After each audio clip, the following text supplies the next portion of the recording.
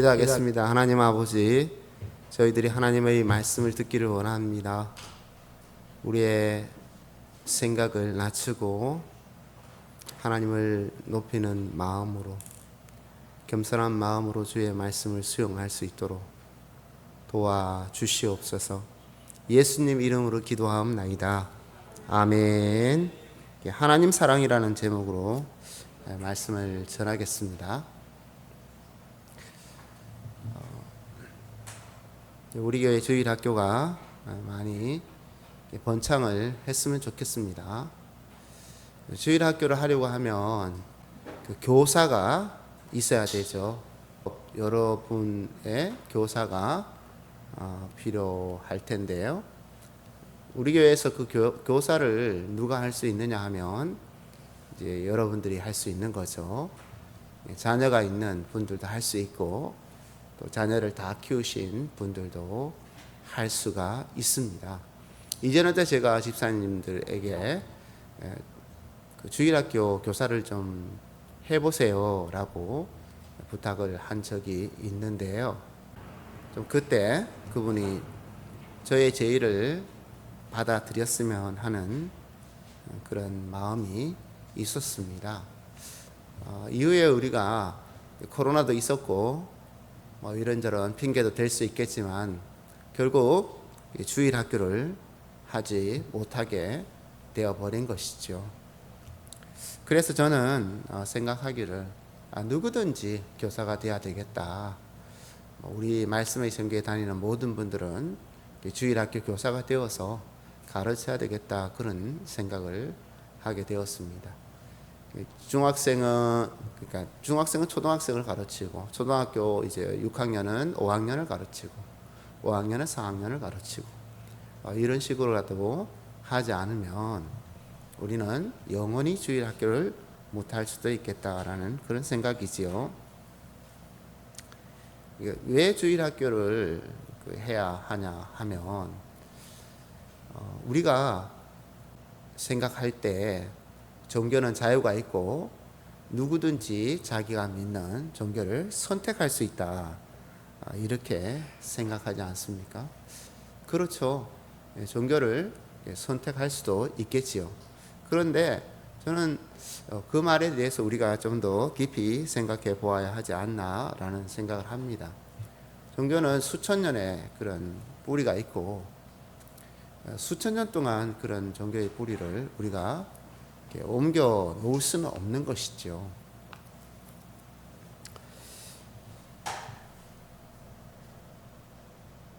우리 그 몸과 마음속에 알 수 없는 그런 종교적인 그 뿌리, 실체가 존재하지만 우리가 이제 그 지각하지는 못하죠. 저도 어렸을 때 명절, 추석에 달을 보면서 기도한 적이 있습니다. 달님 달님 저의 소원을 들어주세요 라고 기도하면 기도가 이루어진다는 것이죠. 이런 어떤 그 우리가 종교적인 경험을 통해서 종교의 그 뿌리가 형성되지 않나라는 그런 생각도 해봅니다. 기도하지 않는 사람은 없죠. 절박할 때는 누구든지 기도할 수밖에 없는데, 그런데 누구의 이름을 부르면서 기도를 해야 하는가는 별개의 문제인 것입니다. 우리가 예수 그리스도를 모르면 결코 예수 그리스도를 부를 수가 없는 것이죠. 어떻게 부를 수 있겠습니까? 예수 그리스도를 모르는데요.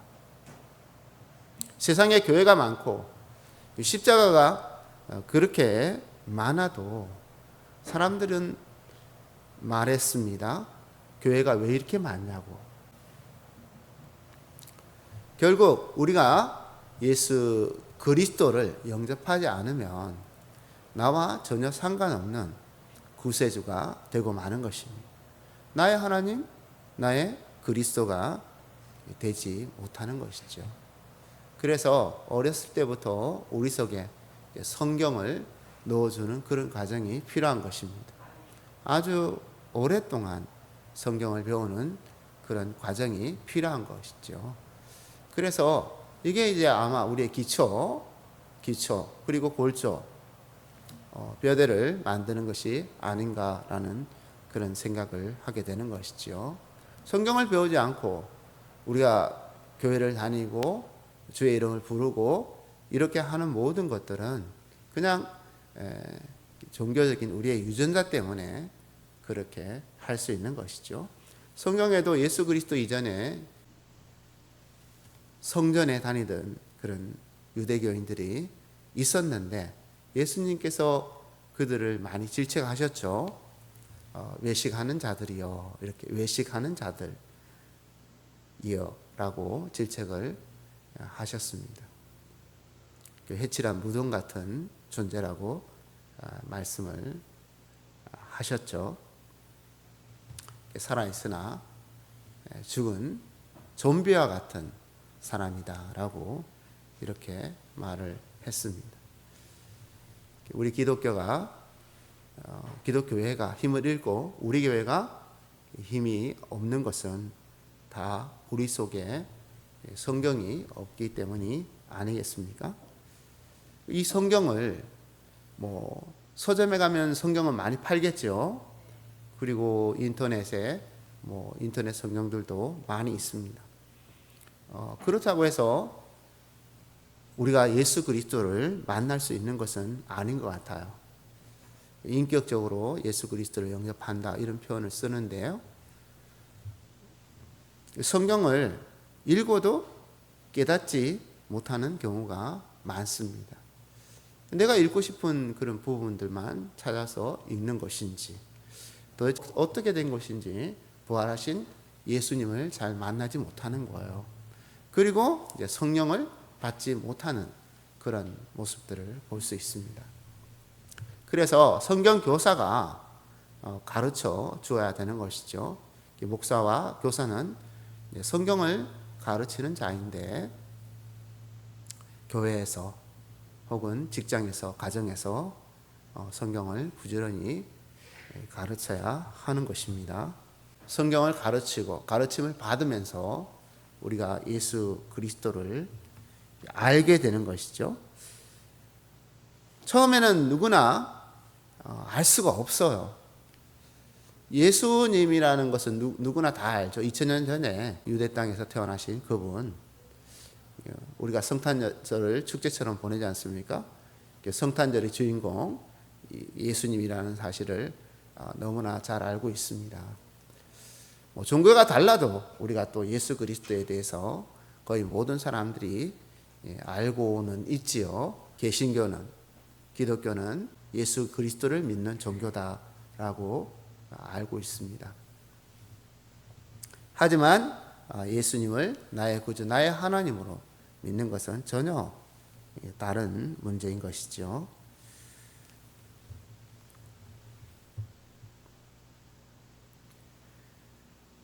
너희가 성경에서 영생을 얻는 줄 생각하고 성경을 연구하거니와 이 성경이 곧 내게 대하여 증언하는 것이니라 라고 예수님께서 말씀을 하셨습니다. 예수님을 직접 보고도 예수님이 예수 그리스도이심을 알지 못한다는 것이 어처구니 없어 보이지만 지금도 교회를 다녀도 예수님이 누구신지 모르는 분들이 참 많죠. 예수님이 왜 십자가에서 죽으셨는지, 왜 장사한 지 사흘 만에 부활하셨는지 그런 것에 대해서 모르는 분들이 많은 것 같습니다. 나와 무슨 상관이 있을까 그분이, 이런 생각이죠. 그리고 수십 년 신앙생활 하더라도 역시 마찬가지일 수 있습니다. 어떤 그 부분적인 것에 몰입을 해서 붙잡혀 있는 경우들도 참 많은 거죠. 귀신 하면서 귀신 노름하는 그런 것과 같다고 할 수 있겠습니다. 그러나 너희가 영생을 얻기 위하여 내게 오기를 원하지 아니하는도다. 우리가 교회를 다니는 이 목적은 영생을 얻기 위해서 교회를 다니는 것이죠. 예수님을 나의 구주로 영접하는 것도 마찬가지입니다. 우리가 영생을 누리기 위해서 예수님을 믿고 예수님의 제자가 되려고 하는 것이죠. 다만 우리가 세상 사는 동안에 예수님처럼 살 수 없는 한계는 분명한 것 같습니다. 육체의 연약함이죠. 똑똑하면 똑똑한 대로, 또 공부를 많이 하면 많이 한 대로, 능력이 있으면 능력이 있는 대로 우리가 부귀영화를 누리려고 하는 그런 생각이 있습니다. 예수님께서는 제자들의 그런 요구, 어떤 기대, 이런 것도 물리치시면서 십자가의 죽음에 대해서 예언을 하셨죠. 얼척이 없지 않습니까? 우리가 세상에서 열심히 공부하고 또 열심히 일하고 돈을 벌고 돈을 모으고 이렇게 하는 것은 부자가 되어서 부귀영화를 누리는 거잖아요. 아니면 그 부를 바탕으로 해서 권력을 얻어서 더 큰 명예를, 권력을 누리기 위해서 그렇게 하는 것일 텐데요. 그런데 예수님께서는 그런 길을 선택하지 아니하시고 다른 길, 십자가의 죽음을 선택을 하신 거예요. 그래서 우리가 냉정한 눈으로 바라봤을 때는 내가 예수를 믿어서는 안 되겠다, 이렇게 생각하는 분들이 많으실 수 있습니다. 돈 벌어야 되는데, 먹고 살기 힘든데, 내가 병을 걸리면 돈이 있어야 치료를 받을 텐데, 참 남들은 저렇게 빨리 가는데 나는 정체하고 있구나, 아니 나는 후퇴를 하고 있구나, 이런 어떤 조급한 와심, 이런 것들이 생길 때가 많습니다. 교회 와도 재미가 없죠. 교회 가면 다 나보다 나은 사람이 앉아있고 내놓으라 하는 그런 사람들, 부자들도 많고 유명한 사람도 많고 또 권력자들, 이런 사람들도 많이 앉아있는 거예요. 목사님들도 그런 사람 지켜 세우고, 자, 이런 사람들, 부자가 하나님 축복을 받았습니다, 권력자가 하나님 축복을 받았습니다. 자, 이렇게 하나님께서 이렇게 우리 자녀들을, 그 똑똑한 자녀들, 서울대, 스카 이런 대학에 다닌 친구들을 막 이렇게 하나님이 축복해 주셔서 이렇게 되셨습니다 라고 이렇게 말씀을 하시는데, 정작 우리 자신은 그렇지 않는 것이죠. 늘 가난하고 가난에서 벗어나지 못하고, 아이들은 지질이 공부도 하지 않고, 남편은 아내는 남편을 원망하고, 이런 하는 일들은 또 잘 되지 않는 경우들도 참 많죠. 하는 일들마다 다 죽을 쓰고 망치는 거죠. 하나님이 살아계시다면 과연 이럴 수가 있는가라는 그런 생각들이 많이 들 것 같아요. 그런데 오히려 나라까지 떨어져 있는 경험, 특히 감옥에서 예수님을 만나는 분들이 많더라고요. 감옥은 갇혀진 공간이잖아요. 우리는 자유롭잖아요. 항상 자유롭죠. 누가 뭐라고 그러지 않죠. 조금 뭐라고 그런다고 뭐라고 그럴 필요 없습니다. 감옥에 갇히면은 내가 할 수 있는 일이 없는 거예요. 가두어 놓았으니까요. 그리고 징역을 사는 사람들은 오히려 더 즐거울 수도 있습니다. 활동을 할 수 있으니까. 징역이 아니고 가만히 앉아서 하루 종일 무릎을 꿇고 똑바른 자세로 앉아가지고 있게 하는 거죠. 언제까지? 잘 때까지. 일어나서 잘 때까지. 그래서 감옥에 계신 분들은 이거 참 견디기가 힘들다, 시간 보내기가 힘들다, 그러다가 전도자를 만나고, 또 교회를 다녔던 분들은 내가 성경을 읽으면 되겠구나, 성경을, 이런 생각을 하게 된다는 거예요. 그래서 성경을 읽어보니까, 성경 공부를 해보니까 예수님이, 이게 보통 우리가 생각했던 그런 예수님이 아니고 나의 죄를 구속하시고 내 죄를 용서하시고 나를 하나님의 자녀 삼으시고 내게 사명을 주셔서 이 복음을 전하게 하셨음을 알게 되더라는 것입니다. 내가 갇혀 있어도 복음을 전할 수 있구나. 라는 그런 생각을 할 수 있다는 게 대단하지 않습니까? 여러분 갇혀 있는데도 그런 생각 해보셨어요? 내가 복음을 전할 수 있겠구나. 내가 복음을 전하여 사람을 모아서 교회를 세울 수 있겠구나. 우리가 함께 예수 그리스도를 노래하고 찬송하고 예수님의 이름을 높이며 부활의 소망을 가지고 이 생명의 복음을 전하여 많은 죽어가는 사람들을 살릴 수 있겠구나. 그런 생각을 해보셨습니까? 저 사람이 아니라, 저 남의 교회가 아니라 우리 교회가 복음을 전하여 죽어가는 생명을 살릴 수 있겠구나. 이런 생각이 여러분들에게 찾아오셨습니까? 내가 아니면 다른 누가 복음을 전하겠는가? 내가 복음을 전해야지. 모든 만나는 사람에게 예수 그리스도를 전해야 되겠다. 이런 생각 말입니다. 그러니까 하나님께서 그런 생각을 주시고 또 성령을 부어주시고 능력을 주셔서 그 사람을 써 주시는 것이죠. 하나님께서 우리를 아무리 쓰시려고 해도 우리가 관심 바뀐 거예요. 무관심이에요. 언젠가는 내가 예수를 믿겠지. 언젠가는 내가 복음을 전할 수 있겠지. 이 정도 생각을 가지고 계신 것인지 결단을 하기가 상당히 어려울 것 같아요. 내가 살아야 되겠다. 먹고 살아야 되겠다가 아니라 영원히 살아야 되겠다. 어떤 사람들은 이번 생은 그냥 실패다. 이번 생은 망쳤다. 이런 표현을 하지 않습니까? 그 다음 생이 계속 이렇게 이루어지기를 바라는 거죠. 어떤 분이 돌아가시면서 자기 아내에게 여보, 다음 생에도 나랑 만나서 결혼을 하자. 이렇게 말을 하고 생을 마쳤다는 거예요. 참 마음이 짠한데 제가 웃어서 죄송합니다.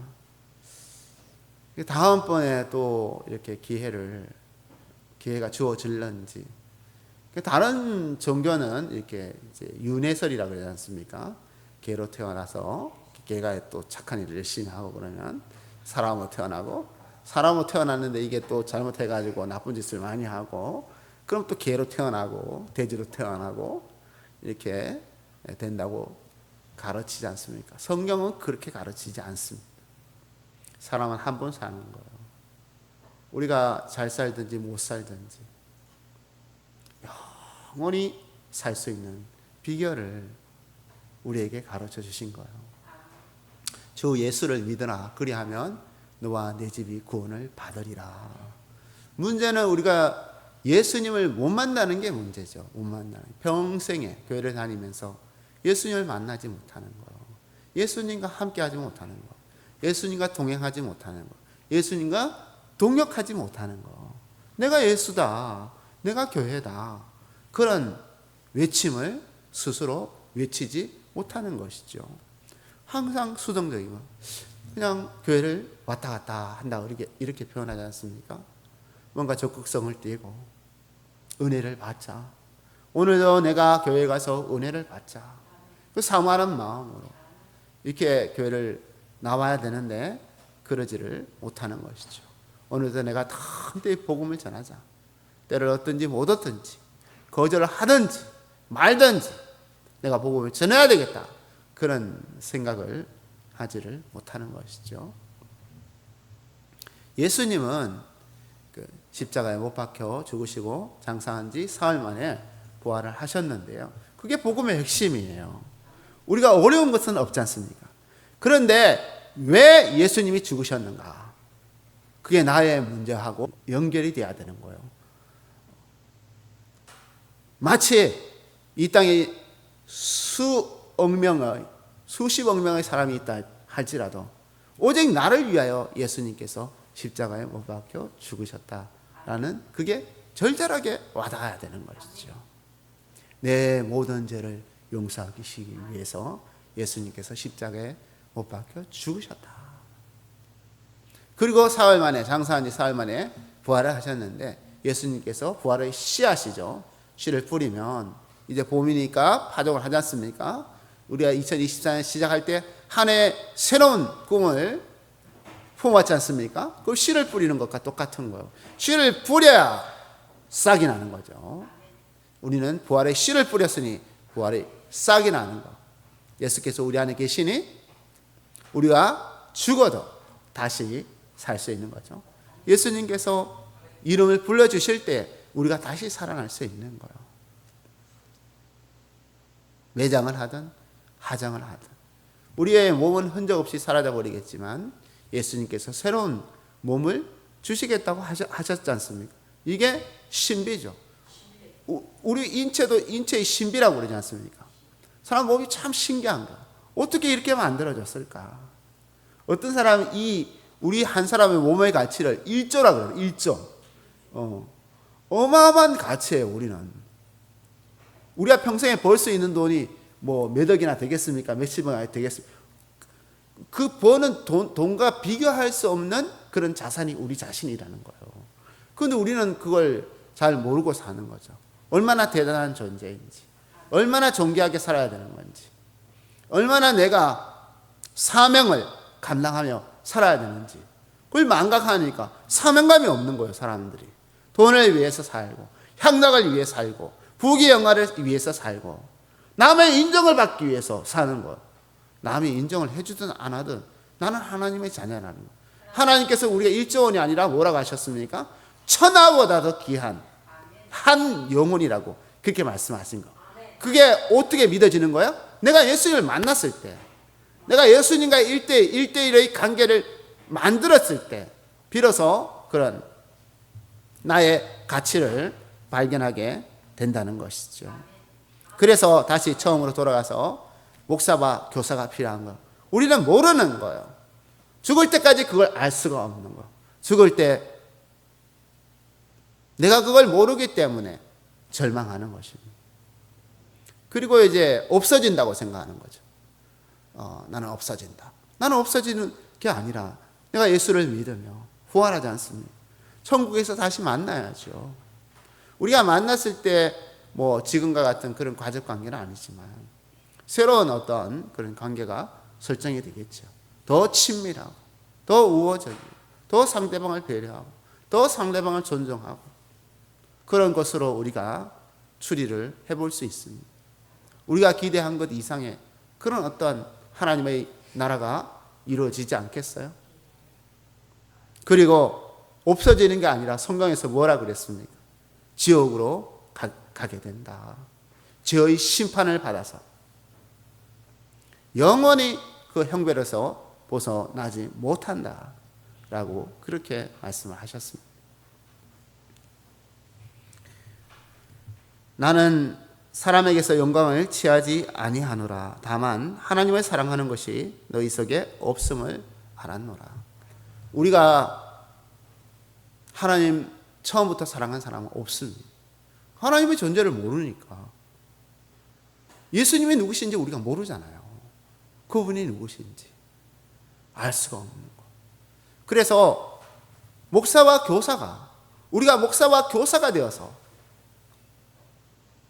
이 복음을 예수 그리스도의 복음을 전해줘야 되는 거예요. 계속 가르쳐줘야 되는 것입니다. 효과적인 가르침은 주일학교를 통해서 매 주일마다 만나서 우리가 성경을 가르치는 것이죠. 왜요?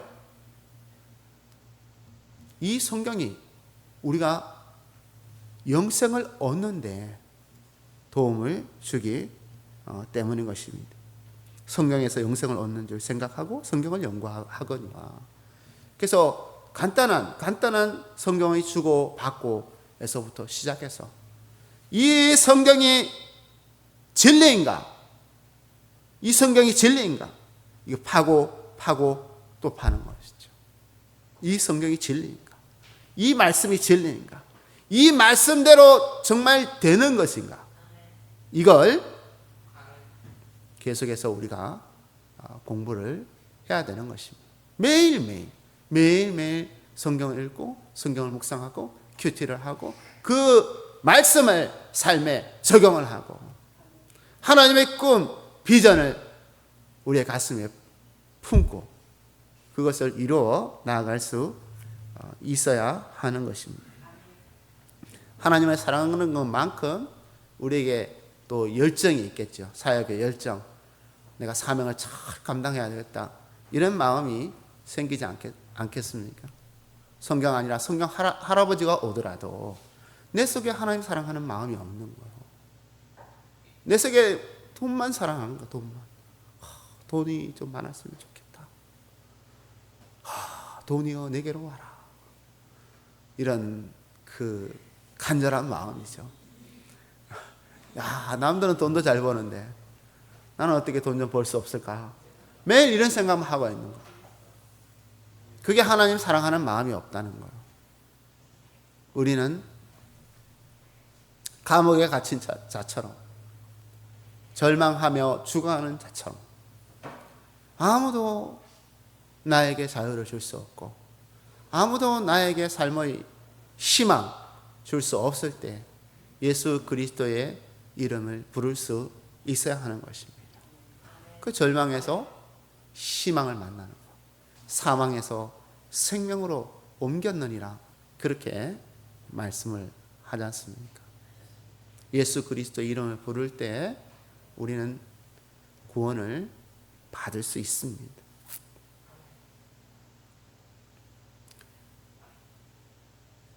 처음에는 작은 사랑으로 시작했다 할지라도 마지막에는 하나님을 향한 큰 사랑을 가진 사람이 되었으면 좋겠습니다. 어떤 사람은 처음 교회 나왔을 때 그 기쁨, 그 즐거움, 또 그 행복이 가득했다가 세월이 지나면서 점점 그 믿음이 식어버리고 그 사랑이 식어버리는 그런 사람도 있다고 하는데요. 저와 여러분은 얼마 남지 않는 삶을 하나님을 향한 사랑으로, 내 속에 하나님의 사랑으로 가득 채울 수 있기를 바랍니다. 기도하겠습니다. 하나님 아버지, 저희 속에 하나님 사랑하는 마음이 있는지 없는지 다시 한번 돌아볼 수 있도록 도와주옵소서. 씨를 뿌리는 자와 같이 새벽부터 눈물을 흘리면서